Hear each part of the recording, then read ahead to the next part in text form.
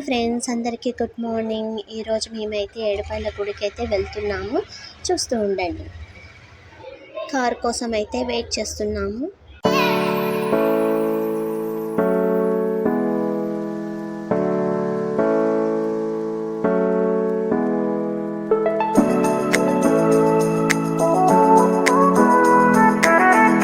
Car అయితే వచ్చేసింది. Car ఎక్కేసి అక్కడి నుంచి అయితే మేము స్టార్ట్ అయిపోయాము, బయలుదేరాము. ఏడుపాయల గుడి అనేది మెదక్ జిల్లాలో ఉంటుందండి.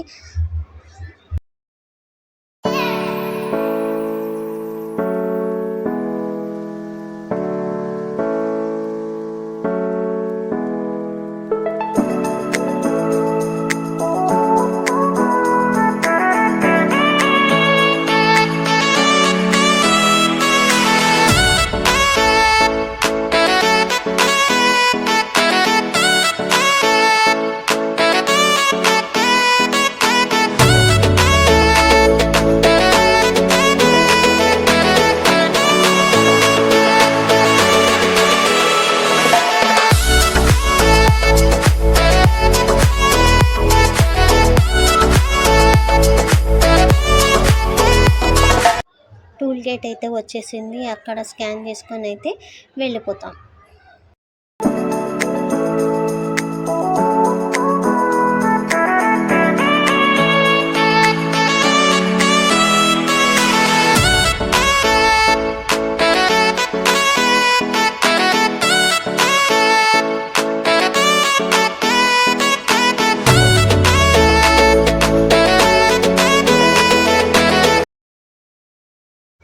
మనము ఏడుపాయలకి వెళ్ళాలంటే ఫారెస్ట్ ఏరియా నుంచి అయితే వెళ్ళాలి. ఆ ఫారెస్ట్ ఏరియా వచ్చేసి మనకు నర్సాపురి అడవి అంటారు. దాంట్లో అన్ని జంతువులు ఉంటాయి. ఇంకా చెప్పాలంటే ఎండకు చాలా కొడుతుంది కదా, ఆ ఎండకైతే చెట్ల ఆకులన్నీ రాలిపోయి చెట్ల కొమ్మలు మాత్రమే మిగిలాయి. అక్కడక్కడ మాత్రమే చెట్లు అయితే గ్రీనరీగా అయితే కనిపిస్తుంది. కోతులు అయితే రోడ్డు పైకి వచ్చి ఆడుతున్నాయండి. అవి అయితే పాపం ఒకటైతే చనిపోయింది.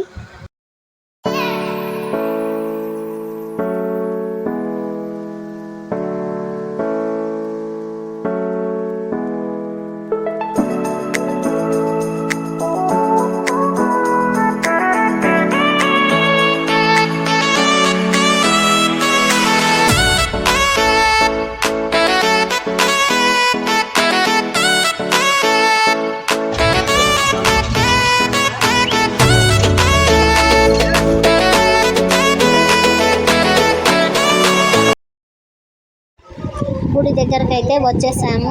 కారు పార్కింగ్ చేసేసి ఇప్పుడు దర్శనానికి అయితే వెళ్తాము. గుడి లోపలికైతే వెళ్తున్నాము. ఇంకా చెప్పాలంటే ఏడుపాయల దగ్గర ఒక నది ఉంటుందండి. ఆ నది పేరు వచ్చేసి మంజీరా నది. ఆ మంజీరా నది 7 చిలుకలుగా చిలికిందనమాట. అదే దాన్ని ఏడుపాయలుగా అని పిలుస్తారు. అందుకే ఈ గుడికి ఏడుపాయలుగా అనే పేరు అనేది వచ్చింది. ఈ మంజీరా నదిలో స్నానాలు, గుండ్లు కొట్టించుకొని స్నానాలు చేసుకోవడము, కొత్తగా పెళ్ళైన వాళ్ళకి ఇక్కడ స్నానాలు చేయించడం అలాంటివి చేస్తుంటారు. అమ్మవారు అయితే చాలా పవర్ఫుల్. ఇక్కడ పెద్ద జాతర కూడా జరుగుతుంది మహాశివరాత్రికి. కనిపించే నది మంజీరా నది. ఇప్పుడైతే వాటర్ లేవు అసలు. వర్షాకాలంలో అయితే ఇప్పుడు కనిపిస్తున్న బ్రిడ్జ్ మీదకెళ్ళి అయితే వాటర్ పోతుంది. గుడిలోకి కూడా సగం మొత్తం వాటర్ వచ్చేస్తుంది. వర్షాకాలంలో ఈ గుడికి రావాలంటే చాలా నీళ్ళు వాటర్ అనేవి ఉంటాయి, మునిగిపోతాం అన్నమాట. అందుకే దేవుణ్ణి మనకు విగ్రహాన్ని బయటనే పెడతారు వర్షాకాలంలో. మంజీరా నదిలో స్నానం చేసుకుంటే మంచిది అని చెప్పేస్తే మా వాళ్ళు అయితే స్నానం చేసుకుంటున్నారు. వర్షాకాలంలో అయితే ఇది మొత్తం మనం దిగడానికి కూడా ఉండదండి, మొత్తం వాటర్తో నిండిపోతుంది. ఇప్పుడు ఎండాకాలం కాబట్టి మొత్తం వాటర్ అనేవి లేవు, ఎండిపోయాయి. వానాకాలంలో వస్తే చాలా చాలా బాగుంటుంది, కానీ లోపలికైతే వెళ్ళలేము. ఇక్కడ నుంచి అయితే మనం లోపలికైతే వెళ్ళాలి అమ్మవారి దగ్గరికి. సాటర్డే సండే రోజులలో అయితే ఇక్కడ చాలా రష్గా ఉంటుంది. సో మేమైతే ట్యూస్డే రోజు అయితే వెళ్ళాము. అమ్మవారి దర్శనం అయితే చాలా బాగా జరిగింది. ఇక్కడ ఏంటంటే మనం మొక్కుకున్న అమ్మవారికి ఒడిబియ్యాలు కూడా పోసుకోవచ్చు. ఈ అమ్మవారి పేరు వచ్చేసి వనదుర్గా భవాని, ఏడుపాయల దుర్గమ్మ అని కూడా అంటారు. దర్శనం అయితే చాలా చాలా బాగా జరిగింది. అలాగే మనకు కంకణాలు కూడా దేవుడు అమ్మవారికి పెట్టిన కంకణాలు ఇస్తారు. అవి కూడా మనము 10 రూపీస్కి ఒకటి అని ఉంటుంది. అవి దేవుడి దగ్గరకి మనకైతే అమ్ముతారు. తీసుకొని అయితే మేమైతే అందరం అయితే తీసుకున్నాము. మహాశివరాత్రి రోజు అయితే ఇక్కడ అమ్మవారికి అయితే చాలా బాగా పూజలు జరుగుతాయి. ప్రతి ఒక్కరు అయితే ఇక్కడికైతే వస్తారు శివరాత్రికి.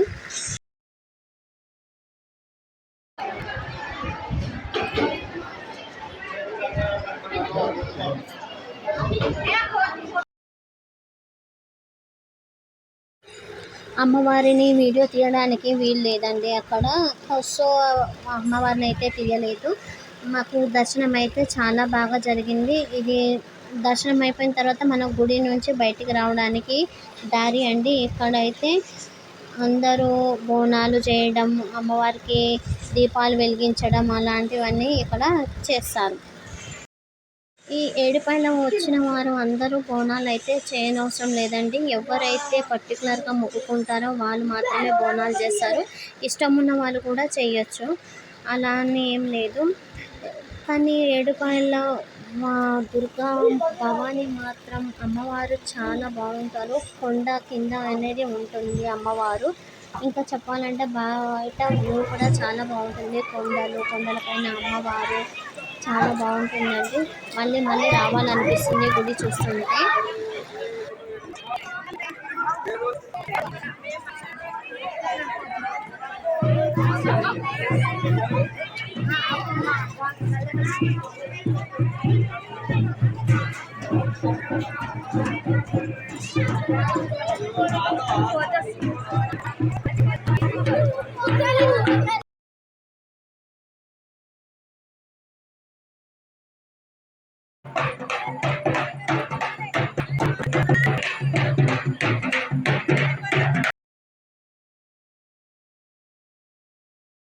ఇక్కడ చిన్న చిన్న షాపింగ్స్ కూడా ఉన్నాయి. దేవుడు పటాలు ఏదన్నా కావాలంటే కొనుక్కొని వెళ్ళొచ్చు.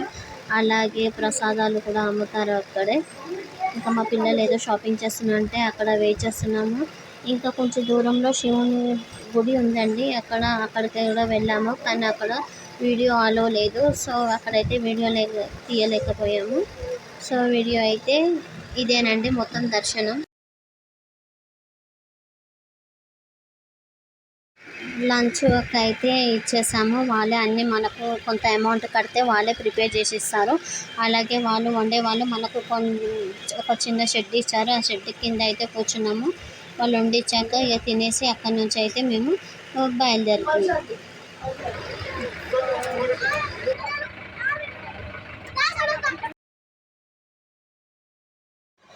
సో వీడియో అయితే ఇదేనండి.